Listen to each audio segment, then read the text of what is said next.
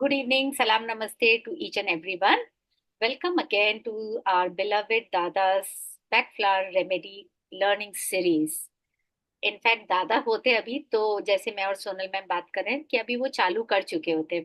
So before I forget, मुझे याद है जब हमारी फर्स्ट क्लास चल रही थी तो दादा वही अपने पेड़ के नीचे बैठे थे और बार बार यूं यूं कर रहे थे। और पढ़ाई करते हुए तो इतना इरिटेशन हो रहा था। सो आई आई रिमेम्बर सोनल मैम ने पूछा था, दादा ये क्या कर रहे हो आप बार बार। सो दादा से मेरे को ऐसा फील हो रहा है मेरे पीछे सांप लौट रहा है। तो हम सबको हंसी आ गई। पर वो अपने बिल्कुल मैटर ऑफ फैक्टली, नहीं मेरे को लगता है पेड़ से गिरा, मेरे ऊपर पीछे सांप लौट रहा है। तो फिर मैम ने बोला आप अपना झब्बा उतार के झाड़ के वापस पहन लीजिएगा। सो ही वाज लाइक, बस सिर्फ मुस्कुरा के रह गए। That was the skit of the remedy. That's how he use to teach us. अब वो मैं और मैम करना नहीं जानते अच्छे से, पर definitely that was the first instance कि हमारा उस रेमेडी के साथ जुड़ाव हुआ था। So before I go further, let me invite Dr. Sonal Devalia with her wonderful spin words. And here I pin her again. Yes, ma'am. नमस्ते everyone, कैसे हैं आप लोग। Thank you so much doctor Ritu. तो हम दादा हमारे डॉक्टर विपिन कक्कड़ दादू को हम प्रणाम करके आज उनको याद करके उनकी one of the favourite medicine aspen के बारे में बात करेंगे। दादा ने बहुत सारी दवाइयों में से एस्पिन को बहुत ज्यादा इंपॉर्टेंस दिया है। उन्होंने इतना अच्छे से एक्सप्लेन किया है एस्पिन को। तो अस्पिन के बारे में अभी तक तो हमें दादा के साथ रहते रहते इतना तो जान ही चुके हैं कि अस्पिन क्या है। It's for unknown fear. बस अपने को यही कीवर्ड पता है कि अस्पिन में क्या होता है कि ऐसी एंजाइटी, ऐसा पैनिक अटैक, ऐसा डर जो अचानक आता है, अचानक जाता है। इंसान कहीं पे बैठा है तो अचानक से काले बादल छा जाते हैं, उसको एकदम से स्टॉप हो जाता है, आंखें एकदम स्टेरिंग मोड में चली जाती है, पाल्पिटेशन हो जाते हैं, एकदम स्ट्रेची हो जाता है, पसीना पसीना हो जाता है। दादा बोलते थे कि स्किन का कलर है वो उड़ जाता है, पीला पड़ जाता है। तो एक तरह का टेरराइज्ड फियर होता है और फिर थोड़ी देर के लिए रहता है, कब आता है कब जाता है कुछ पता नहीं है। और फिर वो जो फेज चला जाता है तब इंसान को पता भी नहीं चलता कि मेरे साथ हुआ क्या है। तो ये कुछ वर्ड्स हमें पता है। और ऐसा बोलते हैं कि अस्पेन इज फॉर अननोन फियर। हमें पता नहीं है कि क्यों फियर आया है, पर इस दुनिया में अननोन जैसी कोई चीज नहीं होती है। हर चीज का एक एक्सप्लेनेशन होता है, हर चीज का एक बैकग्राउंड होता है। तो मैं कुछ अलग चीज आपको बताना चाहूंगी कि अस्पिन वैसे तो स्पॉट रेमेडी है कि किसी इंसान को पैनिक अटैक्स आए हैं तो रोकरोज के साथ, फिर उसके साथ फिर आप अननोन फिर के लिए उसको अस्पिन दो। पर अस्पिन एक पर्सनालिटी भी है। अब एक ऐसा इमेजिन कीजिए कि वो लोग जो काफी सेंसिटिव है अपने सराउंडिंग्स के लिए, उनको ऐसी चीजें फील होती है, ऐसी चीजें दिखाई देती है जो नॉर्मल इंसान नहीं देख सकते। फॉर एग्जाम्पल उनको इंट्यूजन काफी उनका अच्छा होता है, उनका सिक्स सेंस काफी अच्छा होता है। स्पेशली फीमेल्स, फीमेल्स 30-35 ईयर्स की एज की फीमेल्स है जो काफी इंट्यूटिव होती है। कभी कभार आपके फैमिली मेंबर्स में भी कोई ऐसा होगा कि लेडी बोलती है कि मुझे लगता है कि थोड़े क्या फ्यूचर में शायद ऐसा हो सकता है, और कभी कभार होता भी है ऐसा। वो लोग कहीं जगह जाते हैं तो किसी तरह की नेगेटिव एनर्जी फील करते हैं सराउंडिंग्स में, या फिर किसी का नेगेटिव ऑरा फील करते हैं। एक ऐसे हीलर्स हमारे साथ जो स्पिरिचुअल हीलर्स हैं, जो टैरेट कार्ड रीडर्स हैं, जो लोग ओरा क्लिंस करते हैं, वो लोग जो काफी ज्यादा उनका इमेजिनेशन पावर बहुत अच्छा है। मतलब वो ऐसा फील करते हैं कि वो एक डिवाइन एनर्जी से जुड़े हैं। उन लोगों को ऐसी चीजें दिखती हैं जो नॉर्मल लोगों को नहीं भी दिखती है। और ऐसे लोग होते हैं जिसका सिक्स सेंस काफी अच्छा होता है। वो वैसे तो काफी फियरलेस होते हैं, उनको कोई डर नहीं होता। वो ऐसी जगह जाते हैं जहां पे लोग जाने के लिए डरते हैं या मना करते हैं कि वहां कुछ है, वो काफी एक्सप्लोर करते हैं, वो चीजें ढूंढने की कोशिश करते हैं। पर और फिर ऐसे लोग जिसका इमेजिनेशन पावर ऐसा है, जो डार्क सीरीज देखते हैं, जो लोग भूत प्रेत में काफी विश्वास करते हैं, या फिर कोई बैड शुभ अशुभ चीजें हो गई, तो ये एक पॉजिटिव एस्पेक्ट है। पर प्रॉब्लम कहाँ शुरू होती है, वो काफी अच्छे से वो चीज को एनालाइज। और अस्पेंड डिसऑर्डर कब स्टार्ट होता है, जब ये सारी चीजें काफी ओवरवेलम करने लगती हैं उन लोगों को। मतलब एक तरह से वो सबकॉन्शियस माइंड में ये जो सारी चीजें हैं वो सरफेस पे आने लगती हैं, उनसे वो डील नहीं कर पाते, उनको एक्सप्लेन नहीं कर पाते, काफी ज्यादा ओवरवेलम हो जाते हैं। उनको काफी सारे पास्ट एक्सपीरियंसेस जो उन्होंने हुए हैं वो अभी हॉन्ट करने लगते हैं। धीरे धीरे उनकी नींद, गहरी नींद में सोए हैं और अचानक से झटक के उठ जाते हैं, सांस फूलने लगती है, पसीना आ जाता है, कभी कभार स्लीप एपनिया या फिर हमें स्लीप पैरालिसिस, मतलब इंसान अंदर से जगा हुआ है लेकिन बाहर से वो कुछ भी हिला डुला नहीं पाता, लगता है कि चेस्ट पे कोई बैठा है। फिर पैनिक डिसऑर्डर्स, पैनिक अटैक्स उनको स्टार्ट हो जाते हैं। फिर जैसे पाल्पिटेशन स्टार्ट हो जाता है। तो अस्पेन ऐसे लोग हैं जो काफी सेंसिटिव है, इंट्यूटिव है, ऐसी चीजों के साथ कनेक्टेड है, लेकिन नेगेटिव फेज में ये सारी चीजें उनको हॉन्ट करने लगती है, उनको चीजें सुनाई देती है, उनको चीजें दिखाई देती है। फिर अनएक्सप्लेन्ड जो ये फियर फेज है वो कभी कभार उनको हावी हो जाता है। तो ऐसे लोग जो काफी बहुत बहुत सारी स्लीप प्रॉब्लम्स के लिए, छोटे बच्चे हैं वो कभी आधी रात में जग के एकदम से रोना शुरू कर देते हैं, या फिर अनएक्सप्लेन्ड एंजाइटी उनको काफी तरह से खाए जाती है। तो इस तरह से अस्पेन जो है उसके बैकग्राउंड में, in the sense subconscious mind है अभी कॉन्शियस माइंड पे हावी हो रहा है, तब अस्पेन का फियर होता है। मतलब पास्ट में कुछ ना कुछ ऐसी चीजें हुई है जो अभी उनको हॉन्ट कर रही है। तो दिस इज अस्पेन फॉर यू। आगे जाके मैडम हमको उसको रेमेडी रिलेशनशिप और उनका एप्लीकेशंस सिखाएंगे, बच्चों में, प्लांट्स में, एनिमल्स में, और काफी ज्यादा अच्छे से रेमेडी डिफरेंशिएशन भी बताएंगे। So doctor Ritu ma'am, please welcome, over to you. हम बहुत ज्यादा एक्साइटेड है रेमेडी डिफरेंशिएशन के लिए। Thank you doctor Soni. Such a beautiful explanation छोटे में, है ना, कि unknown fear. So I will start always with the plant itself, क्योंकि वो जो ब्यूटी ऑफ एसेंस है it comes from the plant. So the plant is known as the psychic flower. Psychic word itself ही आता है, fear से आता है, so it is known as psychic flower. And the beauty is that the tree itself as a whole, Greece में, Latin में बहुत ज्यादा use होता है। सो इसका ग्रीक वर्ड है aspis, ASPIS, that means shield, that means symbol of protection. So in Greece generally they plant the tree outside the house. Why? To protect themselves, or to protect the house, or to protect the members of the house from unreasonable things, or from some from other invisible world, right? So वो plant ही डाला जाता है। और ये कहा गया है कि रात के सन्नाटे में वो उसकी जो लीव्स होती है, very light leaves, so they make that kind of a whistling noise. Whistling noise ऐसे कि as if they are communicating with the another world. तो उसको देख के जो चोरी करने आता है या जो बुरी नजर डालता है, दे बिलीव कि वो पकड़ लेता है। So this is one.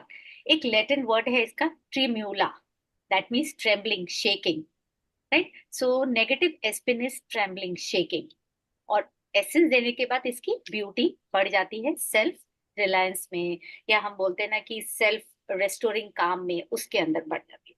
So this is about the plant. In fact ये भी सुनने में आया है कि क्राउन ऑफ द लीव्स बनाया जाता है, लीव से क्राउन बना के और ब्यूरियल साइट पे रखा जाता है, सो दैट जो आदमी चला गया उसके सोल की पीस के लिए। कई बोलते हैं ना आत्माएं भटकती हैं, we have heard lot of things like that. तो पुराने टाइम में तो यही इसी तरीके से, there was no scientific reason said, told, shared, but everything has scientific basis. उनको बताना नहीं आता था, समझाना नहीं आता था, बट ठीक है, सोल की पीस के लिए कि वो आत्मा नहीं भटके, तो ब्यूरियल साइट के उधर एस्पिन ट्री की लीव्स के एक क्राउन बना के रख दिया जाता था for the peace of the soul. At the same time Greece में भी पहले के जमाने में एस्पिन का क्राउन बना के किंग के ऊपर, सिर के ऊपर रख दिया जाता था, to protect him from the enemies. So अब देखो, प्लांट से ही आधा तो हमें समझ में ही आ जाता है कि the beauty of the plant lies in the essence of the flower. So this is the aspen flower, the psychic flower. Keywords ma'am ने आपको बता ही दिए बहुत beautifully. So it is basically, it is anxiety prone for no reason. अब वो anxiety होती है तो इसका मतलब दिमाग कंटिन्यूस चलता रहता है। तो इसको ऐसे भी कहा जाता है, इट्स लाइक अ विमेन्स टंग, जो ब्ला ब्ला ब्ला ब्ला करती रहती है। अब यहाँ पे दिमाग ब्ला ब्ला करता रहता है because of the fear, because of that anxiety, चलता रहता है, चलता रहता है। एक फियर से निकले हम अपने आप दूसरे फियर में चले जाते हैं। So aspen is very beautiful remedy for all those changes in life era, for all those hormonal changes. आप चाहे प्यूबर्टी में आए, चाहे आप ओल्ड एज में आए, मेनोपॉज में आए, कोई ना कोई फियर अपने दिमाग में आता है। So aspirin works wonderfully well. Remember, in any sort of hormonal changes, because hormonal changes हमको ऐसी स्थिति में ले जाते हैं, फ्यूचरिस्टिक स्थिति में, कि जो होता ही नहीं है. वेरी फ्रेंकली स्पीकिंग, न पास्ट है न फ्यूचर है, जो है प्रेजेंट है. So our soul is only in the present. Soul न पास्ट को जानता है न फ्यूचर को जानता है. वो सोल की कामनेस के लिए, to restore that calmness, aspen remedy is a wonderful remedy. Now let's get back to the children. ये चिल्ड्रन में क्या होता है, हमें सबको पता है. बच्चों को कैसा होता है, एग्जाम का फियर होता है, डेंटिस्ट के पास जाने का फियर होता है, because there are many kids दांत वाले डॉक्टर के पास तो जाएंगे नहीं. फिर उनकी माएँ बोलती हैं कि तुम इतना खाओगे, मीठा खाओगे तो दांत वाले डॉक्टर के पास ले जाएंगे, तब तुम्हें पता चलेगा दर्द क्या होता है. You are instilling fear in the child. Exam का फियर, पढ़ाई कर लो पढ़ाई कर लो, फेल हो जाओगे, बाकी बच्चे हंसेंगे, टीचर गुस्सा करेगी. Instilling the fear. It is not the fear of exam. It is not the fear of dentist. It is the fear which we parents, we elders are instilling in the kids. तो ये exam का fear, dentist का fear, या बच्चा school जाता है, माँ से चिपकता है, मेरे को छोड़ो मत, मेरे को पता नहीं. बोले क्यों नहीं छोड़ो, क्या बात है, नहीं मुझे नहीं जाना. हो सकता है बाकियों से सुना हो कि तुम्हें स्कूल भेज देंगे, अगर तुमने मम्मी को ज्यादा तंग किया तो मम्मी तुम्हें स्कूल भेज देगी. तो उसके मन में वो सेपरेशन एंजाइटी है कि माँ से दूर, पापा से दूर. राइट. तो वो नए स्कूल में जाने का डर, एग्जाम का डर, हमने ये सब देख लिया. कई बार कैसा होता है, मॉल में आपने देखा होगा, बच्चा छोड़ता ही नहीं है मम्मी पापा को. क्यों नहीं छोड़ता है, ये भी हमने इंस्टिल किया है. बच्चा खाना नहीं खाता है तो हम बोलते हैं, वो देखो बाबा जी आएंगे, तुम्हारा सारा खाना ले जाएंगे, फटाफट खाना खाओ. We are instilling the fear. बच्चा रात को सोता नहीं है, अंधेरे में वो सिक्योरिटी वाले बाबा जो डंडा से बजा रहे हैं ना, वो आके तुमको लेकर जा रहे हैं. At every step we are instilling fear in our kids. हमें रियलाइज भी नहीं होता है. हम सोचते हैं हमारा काम निपटे, बच्चा खाना खा ले, बच्चा सो जाए, because we are over exhausted. तो वो ओवर एग्जॉशन को ओवरकम करने के लिए सबकॉन्शियसली हम बच्चों के अंदर वो फियर डेवलप करते हैं. बड़े होके, बड़े जैसे जैसे बड़े होते जाते, वो फियर क्रॉनिक बनता जाता है, एक्यूट बनता जाता है. और हमें रियलाइज भी नहीं होता है कि इसकी जड़ तो बचपन के अंदर है, और हम ढूंढते रहते हैं, सवाल पे सवाल, सवाल पे सवाल किए जाते हैं. सो कुछ चीज अगर आपको मिलती है कि ये इसका पर्सनैलिटी है, please go deep into the childhood. जरूर कहीं ना कहीं वो आपको मिलेगी.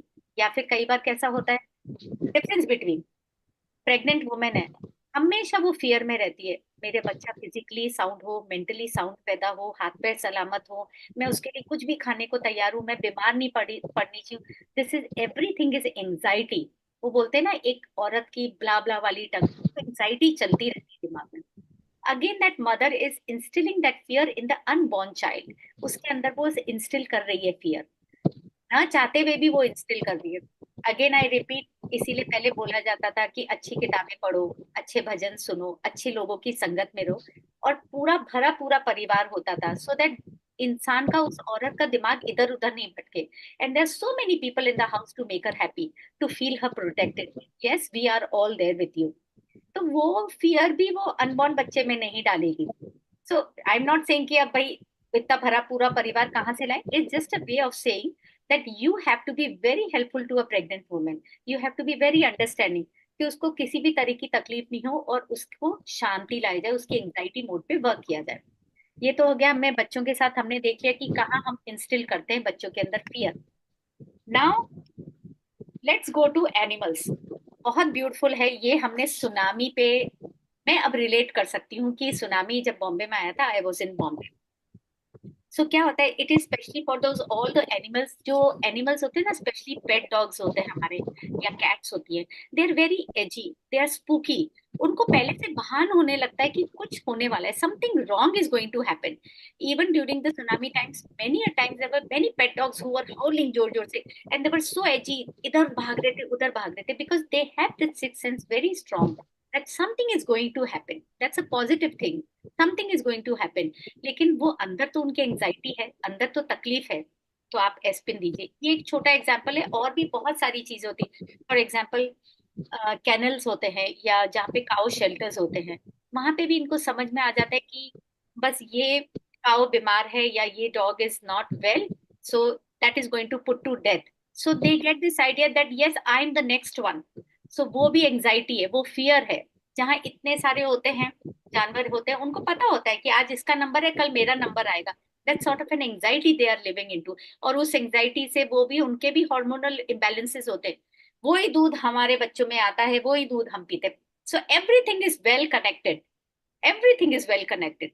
तो एनिमल्स में भी ये होता है, वो बोल नहीं सकते बट हमें समझना पड़ेगा कि उनके अंदर भी एक सॉर्ट ऑफ एंजाइटी होती है।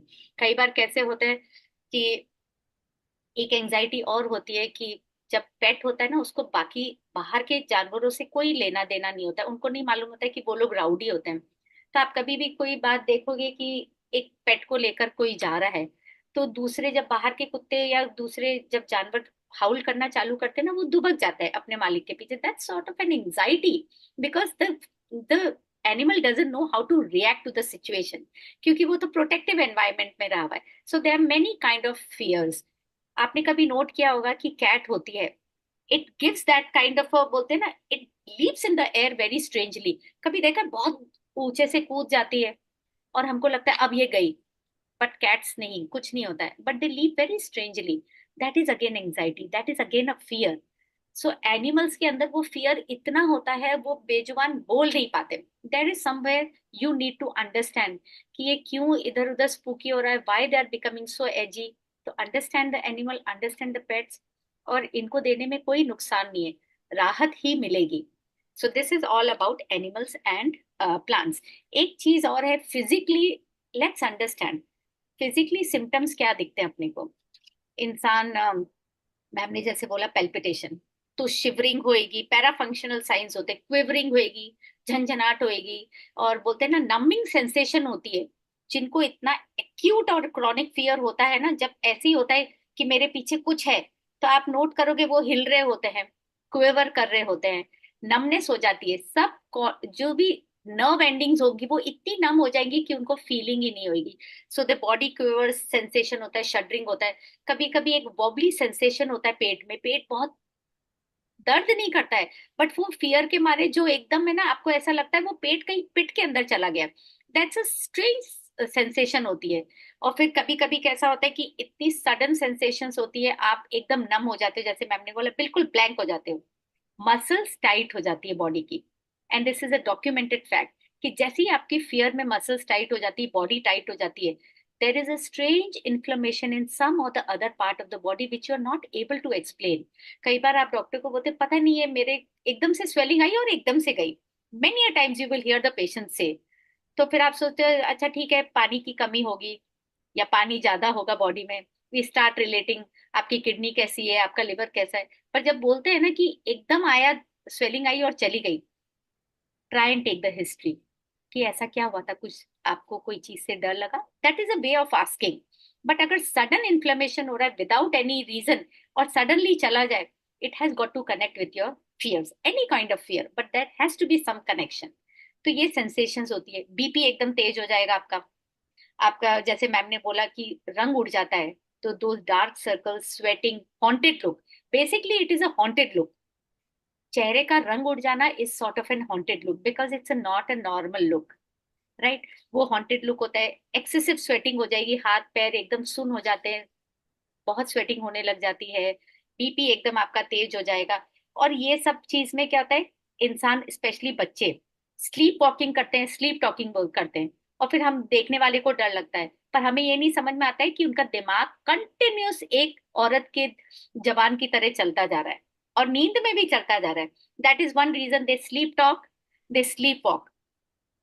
और इतने सारे फियर्स और इतनी सारी एंजाइटी से क्या एक चीज होती है जो मुझे आप बता सकते हो? दादा उसके साथ एस्पिन अगर देना होता था तो उसके साथ एक चीज और देते थे। लेकिन अगर ये एक्सेसिव स्वेटिंग होगी, एक्सेसिव हॉन्टेड लुक होगा, वॉबलिंग होगी, शिवरिंग होगी, तो बॉडी पे क्या असर होता है? You can always pin it into the chat box, but I will still tell you, entire body is tired, entire body is exhausted. तो आप नोट कीजिए, जिनको भी दादा ने कभी दवाई दी हो, अगर एस्पिन है, इतना काइंड ऑफ वो है, तो दादा उसके साथ J3 जरूर देते थे, क्योंकि बॉडी एग्जॉस्ट हो जाती है, टायर्ड हो जाती है, इतना सोच सोच करके तो किसी की भी बॉडी टायर्ड हो जाए। शिवरिंग होती है, हॉन्टेड लुक होता है, so your body is exhausted, मैं थक गई, मैं थक गया। So always remember, if there is an aspen and it is a acute case, do not forget to give J3, ताकि वो माइंड को थोड़ा सा रिलैक्स मिले। राइट। सो ये हमारा सारा हो गया, नेगेटिव एफर्मेशंस हो गए इसके, हमारे प्लांट के बारे में हो गया, हमारे सिम्टम्स हो गए। इंटरमिटेंट फियर में इसका एक केमिकल होता है सैलिसाइलाइड्स, एस्पिन के अंदर होता है, जो आज की मॉडर्न मेडिसिन में एस्पिरिन कहलाता है। So it was used, initially it was used, कहते हैं बहुत पुराने टाइम में इसकी बार्क यूज हुआ करती थी इंटरमिटेंट फियर के टाइम पे। उसका पानी उसकी बार्क का पानी लेके और ठंडा करके निचोड़ के शरीर पे लगाया जाता था। दैट व्हाट दादा टॉट मी। यह सबको, पर पॉजिटिव एफर्मेशन क्या हुआ? To heal the fear right from inside. और वो जो प्री ऑक्यूपाइड माइंड होता है ना, which is living into some other world, which is not your world, भूत प्रेत की दुनिया में जो लोग बाग रहते हैं, उनके लिए टू रेस्टोर दैट कामनेस। और जब हम एंजाइटी प्रोन होते हैं या जब डर होता है, तो हमारी ब्रीदिंग बहुत ऊपर नीचे हो जाती है, फास्ट पल्स हो जाती है, फास्ट ब्रीदिंग हो जाती है। Aspen remedy helps to restore that calmness, inner healing, शांति एंड नॉर्मल ब्रीदिंग। और ये डॉक्यूमेंटेड फैक्ट है। दादा के पास कोई आते थे, ऐसा हो रहा है ऐसा हो रहा है, दादा चुपचाप से ग्लास में पानी देते थे, और 15 मिनट बाद वो आदमी, वो इंसान शांति से बैठा रहता था। ऐसा हमने कई बार केसेस के टाइम पे देखा हुआ है दादा को। सो ऑफकोर्स वो natural breathing and it reduces body tension. जैसे जैसे बॉडी टेंशन खत्म होगा, again I get back to the same thing, अचानक से इन्फ्लेमेशन हुआ, अचानक से चला गया। तो जैसे जैसे बॉडी टेंशन जाएगा, वो इन्फ्लेमेशन धीरे धीरे वो अचानक से ही चला जाता है। Okay, now comes the most important part, the similarities and differences between Aspen remedy with others. So here we are going to understand with clematis, with mimulus, with red chestnut, with rock rose. Beauty between clematis and aspen. So इसका एक ही word है कि both appear to be not paying attention. Right. Clematis भी attention पे नहीं करता है, एस्पिन का तो होता ही नहीं अटेंशन, क्योंकि या तो वो पास्ट या वो फ्यूचर या कुछ ऐसा हो रहा है जो कि कोई इनविजिबल वर्ल्ड में से ही हो रहा है। तो एस्पिन का तो क्या है, it is an imagination of danger situation. ये सिर्फ इमेजिनेशन होती है कि मुझे कुछ हो रहा है, मुझे कुछ हो रहा है, या फिर वो चाइल्डहुड में जो फियर इंस्टिल किए हुए हैं, या उनके साथ कभी कुछ ऐसा हुआ हो। सो that is kind of a strange vibrations होती हैं, घोस्टली वाइब्रेशंस होती है, इमेजिनरी डेंजरस सिचुएशन होती है, but they are never in the present situation, they are not paying to the attention. अब क्लीमेटिस में कैसा है? क्लीमेटिस हमें पता है कि they are mentally involve into some other things. For example, family के साथ आप बैठे हो, टीवी चल रहा है, फैमिली टीवी देख रही है, आपकी भी पूरी नजर टीवी पे है, लेकिन आपका दिमाग कहीं और चल रहा है। मुझे कल ऑफिस में ये बोलना है, कल ये मीटिंग है, कुछ है। You are present there with everyone, but आपका दिमाग कहीं और चल रहा है। So both they do not pay attention. तो आपको ये माइन्यूट डिफरेंस समझना पड़ेगा। सामने वाला कोई नहीं बोलेगा, बस यही बोलेगा इनका तो कभी भी ध्यान नहीं रहता, ये तो अपने आप ही बड़बड़ करते रहते, कुछ करते रहते। तो हम सोचते हैं ये बड़बड़ करने कोई डर है क्या इनको? पर समझना पड़ेगा, प्री ऑक्यूपाइड माइंड है, कोई डर नहीं है। सो एक हेडलाइन डिफरेंस है, वो आपको अपने आप से जैसे जैसे इंसान बोलता चला जाएगा, आपको धीरे धीरे समझ आएगा। सो द नेक्स्ट रेमेडी जिसका हम डिफ्रेंशिएशन सिमिलैरिटीज लेंगे, वो है एस्पिन एंड म्यूमिलिस। दोनों फियरफुल है, हमें पता है, और इसमें कोई साइंस नहीं है।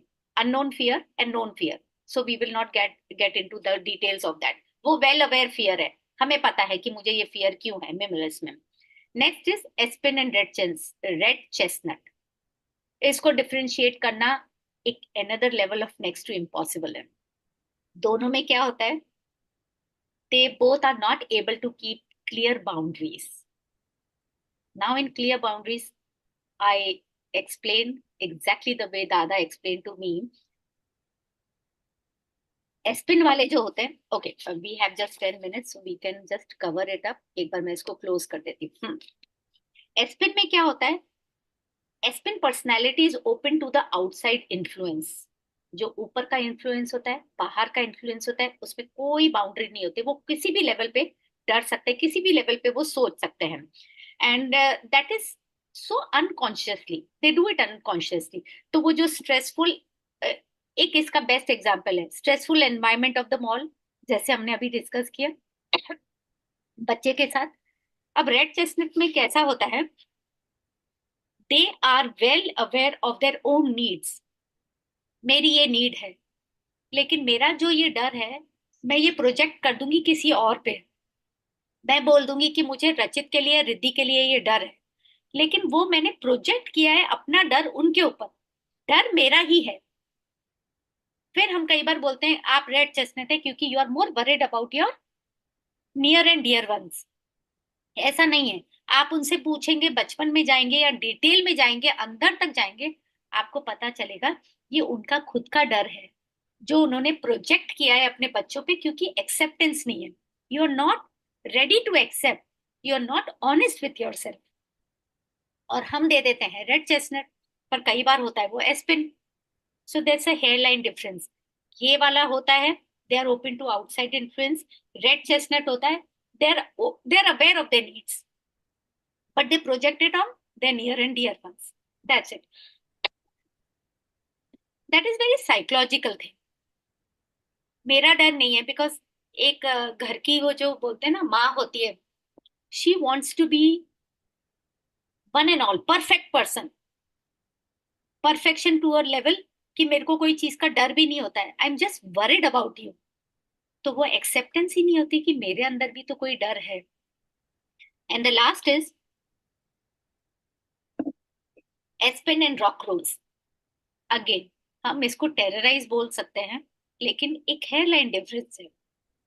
और वो हेयरलाइन डिफरेंस ये है कि the fear is unidentified in aspen, and it is किसी भी चीज का हो सकता है, डार्क सेलर का हो सकता है, एटिक का हो सकता है, हाइट का हो सकता है, एनीथिंग दैट इज अनआइडेंटिफाइड। लेकिन इधर कैसा होता है, बोथ आर अफ्रेड। अफ्रेड दोनों ही, ये सिमिलैरिटी है। डिफरेंस ये है कि ये तो पता ही नहीं है, और इधर क्या होता है, एक्यूट होता है, लाइफ थ्रेटनिंग होता है, और उसके आपको दिखता है। थंडर स्टॉर्म आता है तो बच्चे हिलने लग जाते, एकदम कांपने लग जाते, पैनिक हो जाता है। That is rock rose, that is not एस्पिन।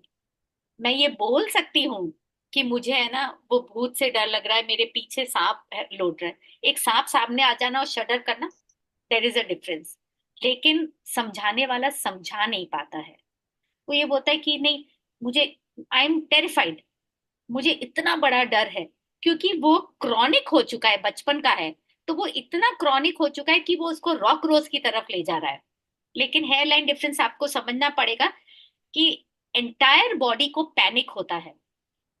इधर पैनिक नहीं हो रहा है, इधर तो आपका माइंड चलता जा रहा है in some another world, fear of in some another world, fear of something that is not there, fear of something that you do not know. This is exactly what, जैसे मैंने आपको बताया था कि शुरुआत में दादा ने बोला था कि मेरे पीछे कुछ सांप लौट रहा है। सो इमीडिएटली ही सेड कि होते हैं ना, it is emotionally, aspen personality is imbalanced, emotionally imbalance personality होता है। एक के बाद एक उनकी लाइफ में फियर्स होते ही रहते हैं, एक के बाद एक, एक आप सॉल्व करोगे दूसरे आ जाएंगे।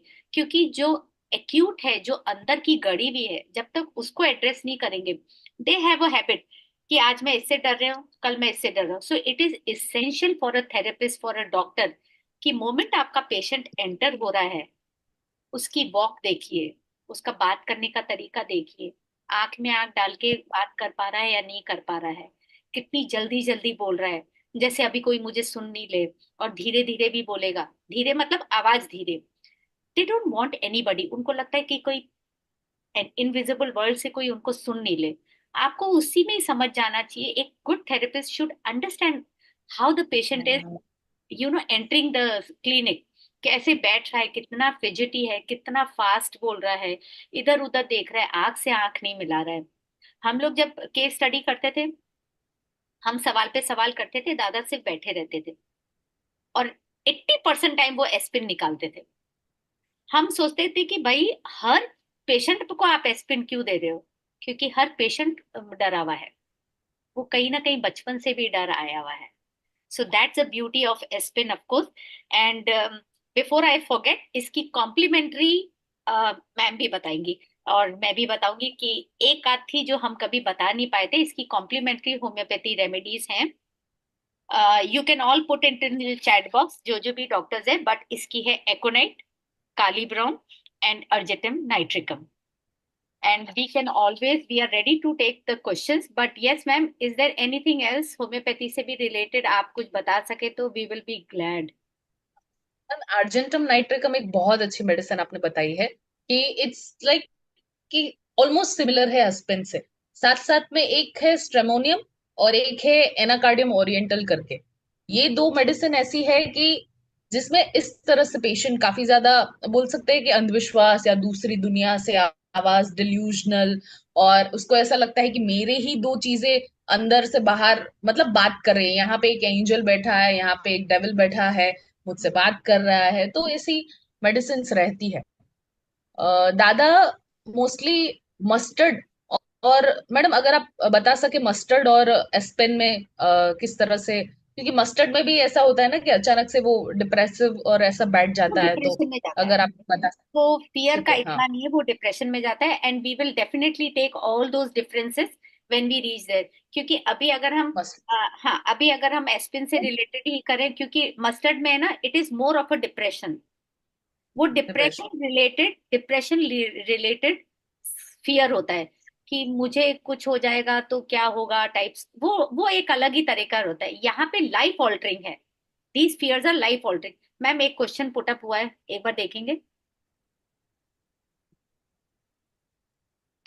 आपके पास जो भी क्वेश्चंस हैं, sudden onset of symptoms belladonna, हाँ, हो सकता है। और कुछ आपके क्वेश्चन हैं, मीनवाइल अगर क्वेश्चन पुट करते हो तो मेरे पास मैडम एक काफी टाइम हो गया है, एक वो जो स्पिरिचुअल हीलर होते हैं ना, उनका हाँ, एक बार मैसेज आया था। मैडम हम ना ऑरा क्लिनजिंग करते हैं, उनका वो प्रोफेशन था।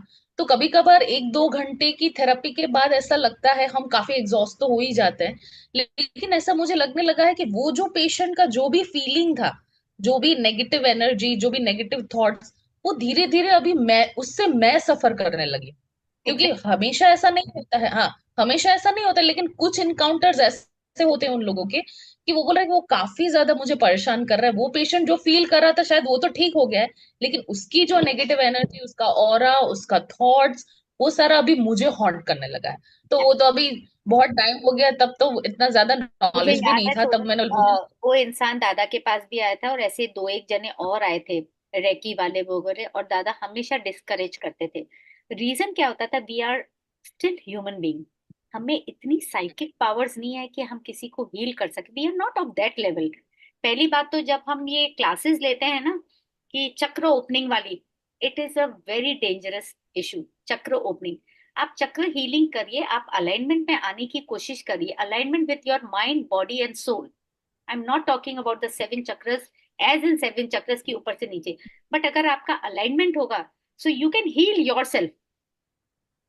Keep that remote control of your mental health in your hands. लेकिन हम हैं ह्यूमन बीइंग, तो कोई पेशेंट का कोई चीज अगर हम में आ गई है नेगेटिव, उसमें बिकॉज वो हमारा वीक पॉइंट था, जो हमने हिडन में रख रखा है, पीछे रख रखा है, because we are known as healers. पर हीलर्स हैं, पर हमारे अंदर भी तो डर है, हमारे अंदर भी तो बैकग्राउंड में कुछ ना कुछ है। तो अगर वो चीज आ जाती है, इसका मतलब कहीं ना कहीं वो रिलेशन है, तो वो आपको आपको भी हिट कर गया है। और जनरली कैसा होता है, रेकी वाले भी होते हैं या जो भी ऐसे होते हैं ना, वो दिन में एक केस रहते हैं, because they are tired, bodily mentally we are exhausted. So हम लोग भी केसेस लेते हैं, तब एक केस दो केस, क्योंकि जो सामने वाले का सुनते हैं तो वो रिलेशन में आता तो है ही। सो वो जो जो वो टायरिंग होता है ना, for that what I am saying कि एस्पिन के साथ J3 इंपॉर्टेंट होता है, because even we are exhausted, even the patient is exhausted. Okay ma'am, मुझे नहीं लगता कोई क्वेश्चन है, तो आप वाइंड अप कर सकते हैं फिर। Can, yes we can, because I am waiting, अगर किसी के सवाल हों, कोई अनम्यूट करके भी पूछना चाहता है without putting it in the chat box,